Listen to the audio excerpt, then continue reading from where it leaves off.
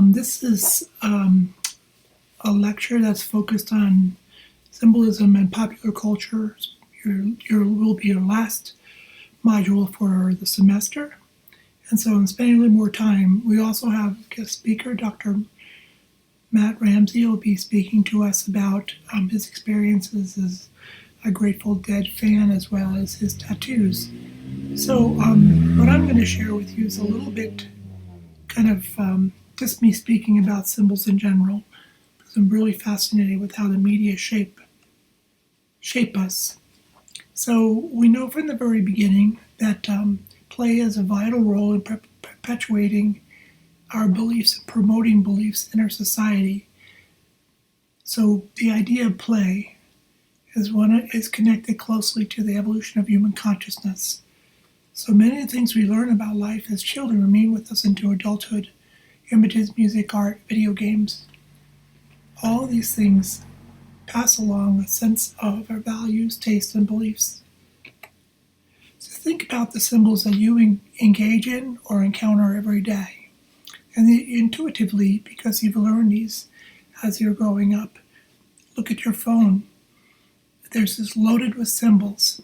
They all have some type of port of origin. They're either ideographic or they're pictograms, pictures that stand in for words, but they all are symbols in some sense. Everything from a clock to the weather sign. And so we learn these things. We have to learn they're also symbols can be what's called multivalent or have multiple meanings to them, depending on the user and the context that they're shared. So some of the most popular ones, and you know these, and you're welcome to go through this on your own time as well. I'll put the PowerPoint up for you. Just talking to you about them. The @ sign, the ampersand, the hashtag, all these have different meanings. And we talk about how symbols migrate, the meaning of a symbol migrates. We're really talking about this. So we see how it's used in modern times, maybe different from its original usage. Things like the ampersand, or even the $sign, which originated, think about the American Revolution, where could they get the U.S. Continental Congress get its money from? It couldn't really trade with England and use the pound. So even early on they were using, because Spain was in the Americas long before the U.S. and they had a long trade association these colonies had with Spain. They adopted the peso, which was, obviously you can see down below here, how the symbol migrated from being the Spanish peso to the US $sign. Other symbols that we're familiar with, and oftentimes these are confused, is the rod of Aeschylus and the caduceus design, two snakes. We know today both of them are kind of used interchangeably, but this is the true symbol of a medical symbol, fitting for today's conversation. Power off and on symbol, relatively new. Biohazard, most of these symbols have really developed since the 1960s and 70s in the in the advance of new technologies. I want to talk a little bit about how symbols play an active part of our lives during the Women's March on Washington, in response to some of President Donald Trump's comments. Hundreds of thousands of women gathered in Washington to protest, and they wore these pink beanies as a symbol. And so the words themselves have little meaning without the action that we attach to them. Here's an interesting thing, how the media can make a mistake. Now, this is the Washington Post, a reputable newspaper, their magazine Express, covering this march. And so look at the symbol. So this symbol is wrong. The symbol is a symbol of masculinity. It's a male symbol. So we know these two symbols, these ideograms, right? Because they express ideas, right? They're not pictograms and they're not logograms. They're ideograms, characters. This is what they're, after they made the mistake, they quickly reverse themselves and publish this one. Kind of silly mistake. But it happens all the time. 2012, Adidas sneakers came out with a shoe called the, it was the designer's choice, and he thought that these would be kind of very attractive or persuasive visually for athletes. Basketball shoes, and Reverend Jesse Jackson, came out shortly and said that these were slave shoes, that these reminded the athletes that they were once slaves, and Adidas dropped the line of shoes right away.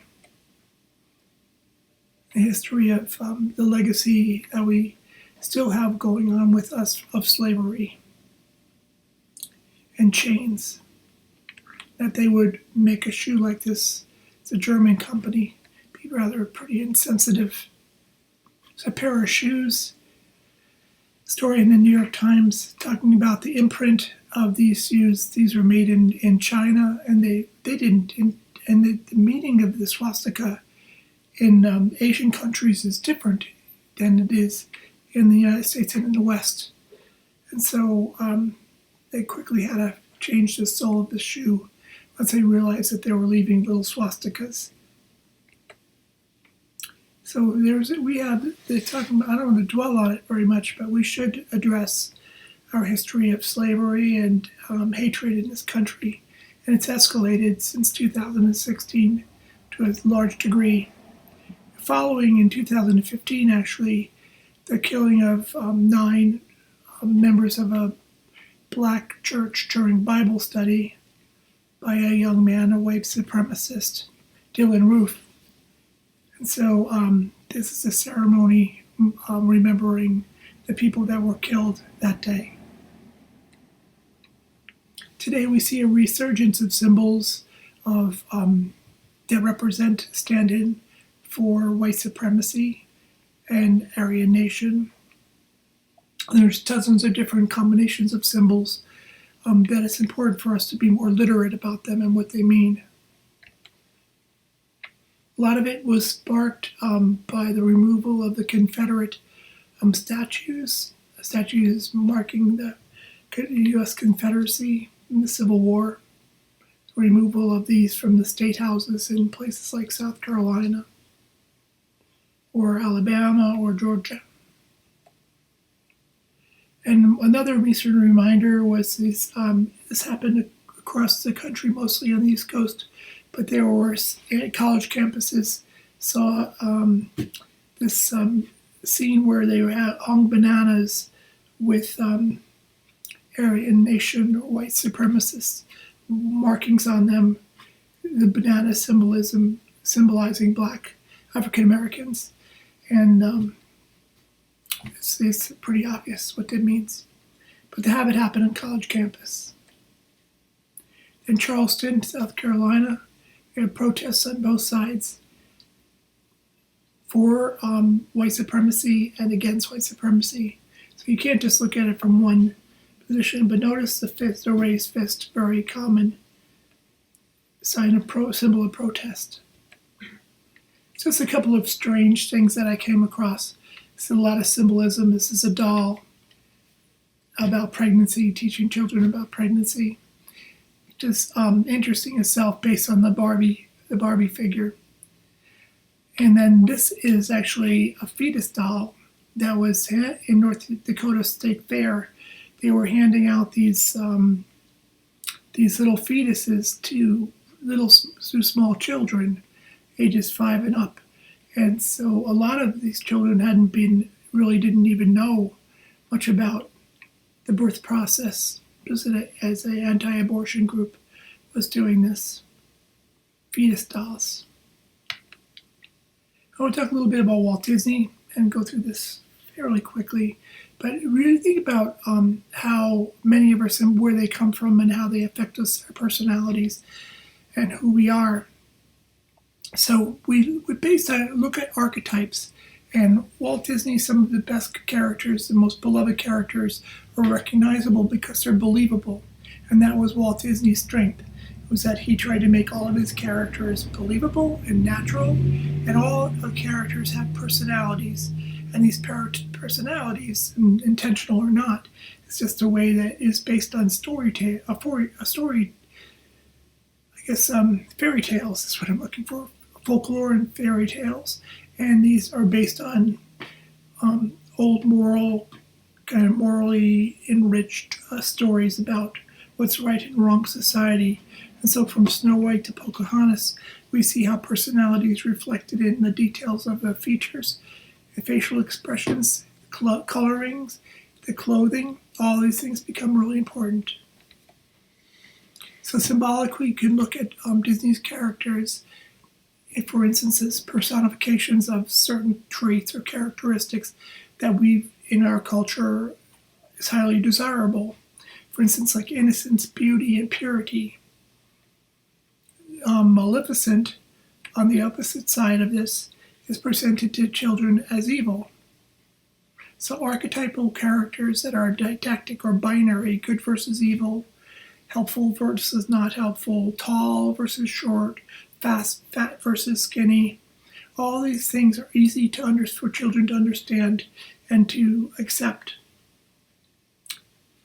So in modern society, especially through the way the media creates messages today, symbolic meanings become much more memorable.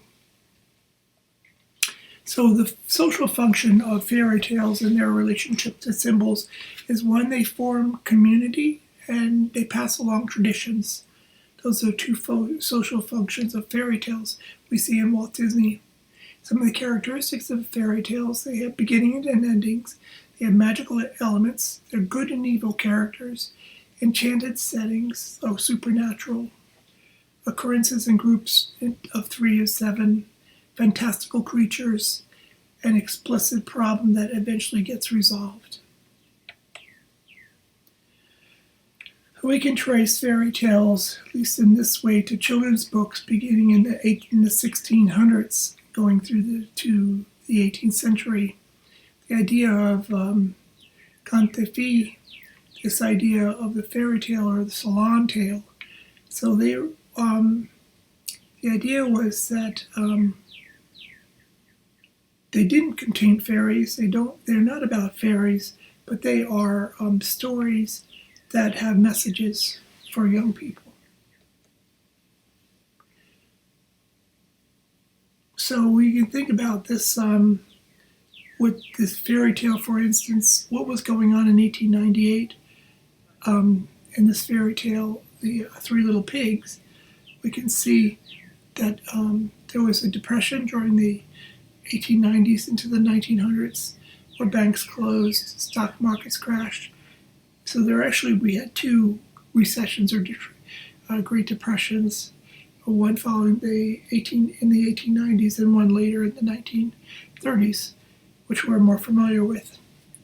So Who's Afraid of the Big Bad Wolf is a metaphor for the Depression.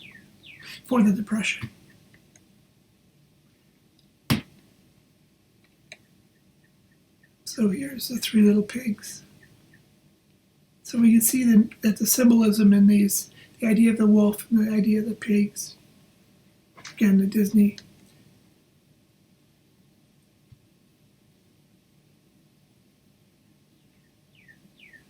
So we know that Disney, he made his mark really exploiting the values that were in these fairy tales and doing it in a very elegant way through his art, making it look more natural and believable.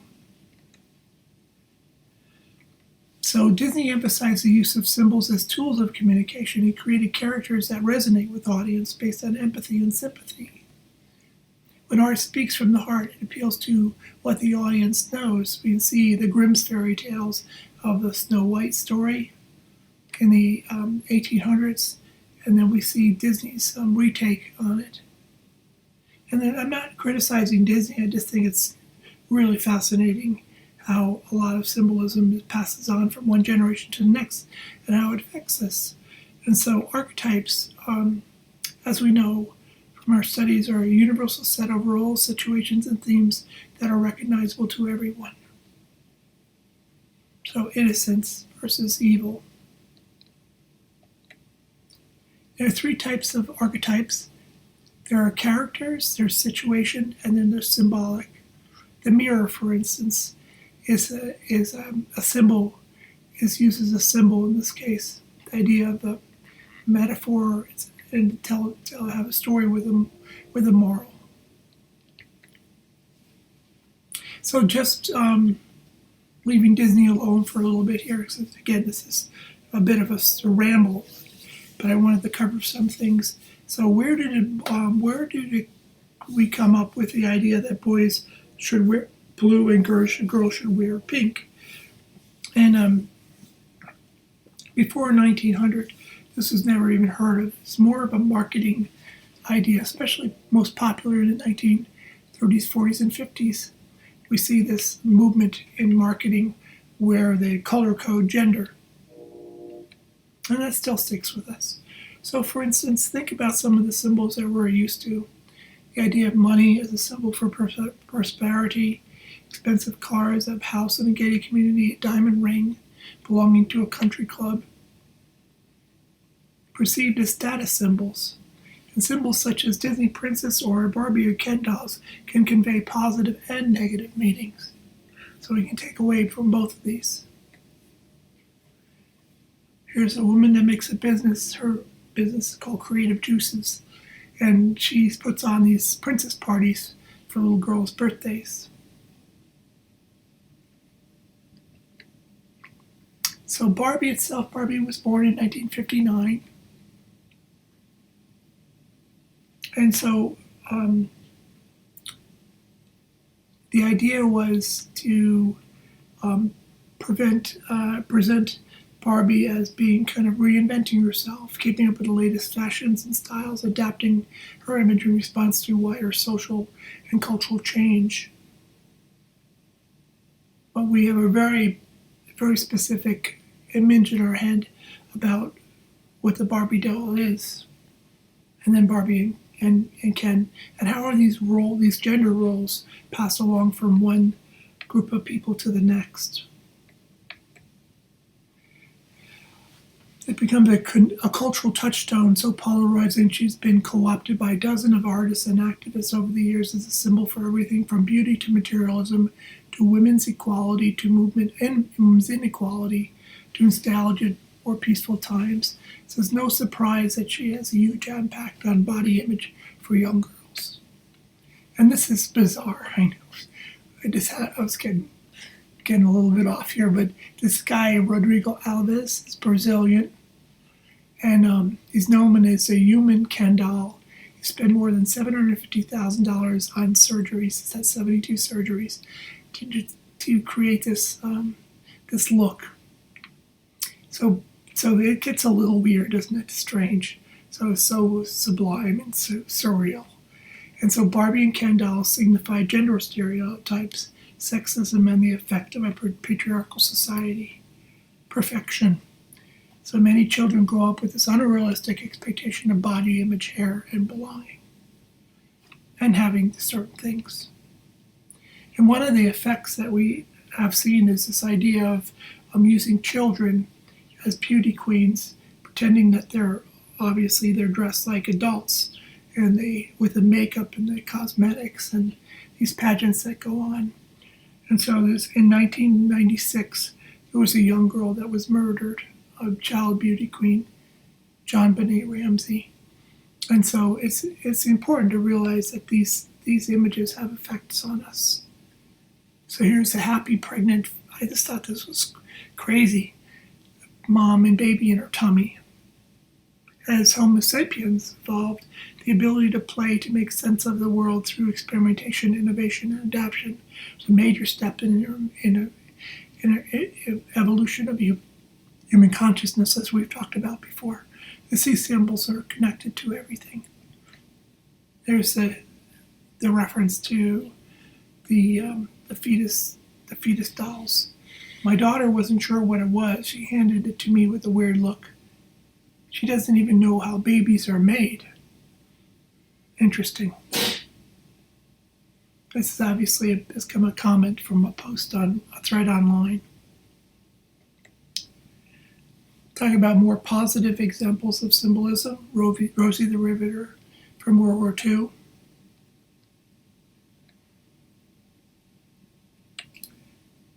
And this is a fairly recent piece of artwork done in, I believe, in Pakistan, where Malala Yousafzai is an advocate, was shot when she was traveling home from school because she advocated for education of women. And so they're using the Rosie the Riveter symbolism to speak out about human rights. And it was really interesting. Cowgirls and pageantry.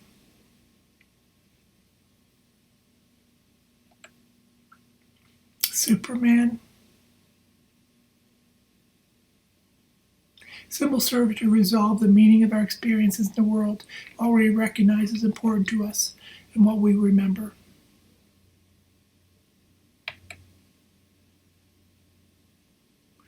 Boys playing with sticks, and this happens naturally. Nobody puts this up to them. This is the thing that boys do.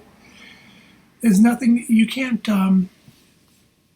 blame anybody in particular because it's just a natural thing that young boys, testosterone, is responsible for a lot of this activity, turning sticks into guns.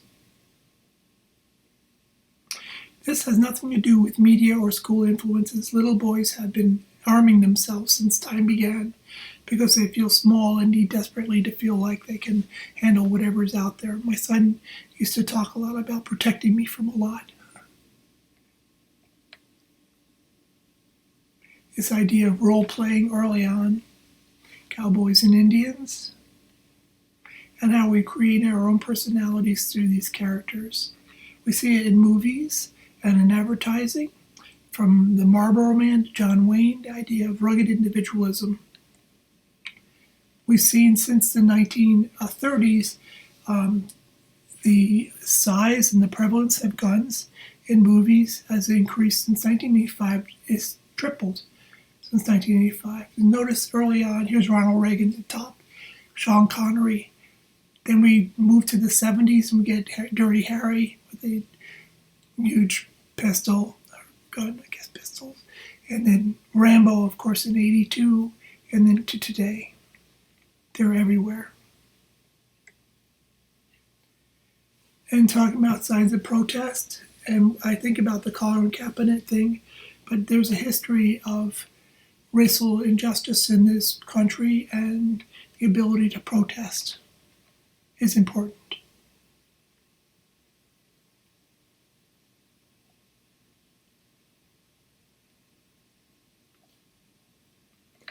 The idea of the Black Power salute.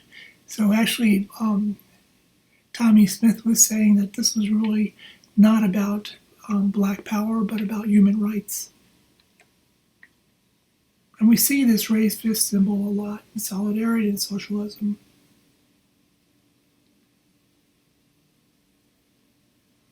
All the way back to Assyria. This is like 5 to 10,000 BC. Thinking about other symbols such as the peace symbol and where this came from. They said that it regenerated from the letters N and D, nuclear disarmament. This combination of these two letters. It's reference to Goya's the 3rd of May, 1808.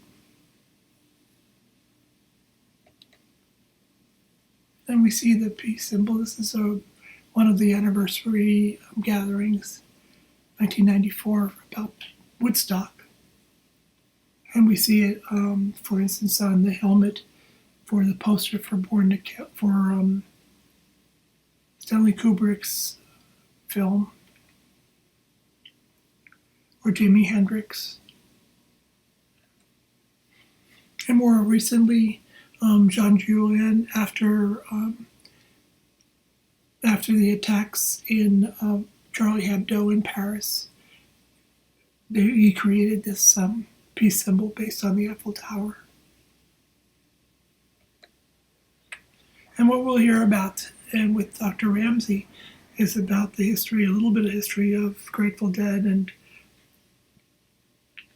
how we see this so much in our culture today. But all these symbols have an origins, and they're either they're part of our culture or a result of some kind of thing that's happened, an event that's happened in our lives. Where did hippies get their name? Because they're aware of what's going on in the world, so they're hip. It's a beatnik term, 1960s. And more recently, this rise of white supremacy and the idea of this racist belief. And then we see this increase. We can see it happening more and more in our culture. Here's this. I thought this was fascinating, all the meaning of all these tattoos on this man's face. And I'll let you read this on your own. And finally, I'll finish this off with this scene from Red Dead Redemption. And symbolism is so important in video games and movies today, and in music as well. And we should understand it and respect the power it has on us to change the way we think and feel and act towards one another. And so the scene from the Red Dead Redemption is where you are given an achievement award for what they call hog tying, tying down a woman, prostitute in this case, to a railroad track and then watching her die as she gets run over by the train. So think about this, how they're portrayed in the game as complaining and nagging. So there's a lot of hatred and a lot of anger in these video games. And they're not everyone, not every game has this, of course, but this is very particular to Red Dead Redemption. I learned a lot about the Old West irrelevant things since I shot them all, but one theme remains constantly played: the West hated women. That's a comment from an online source. So that's it. Kind of just continuing on. So I'll see you on Wednesday, this coming Wednesday on Zoom, and we'll have a guest speaker and enjoy that. Thanks. Hope you're all well.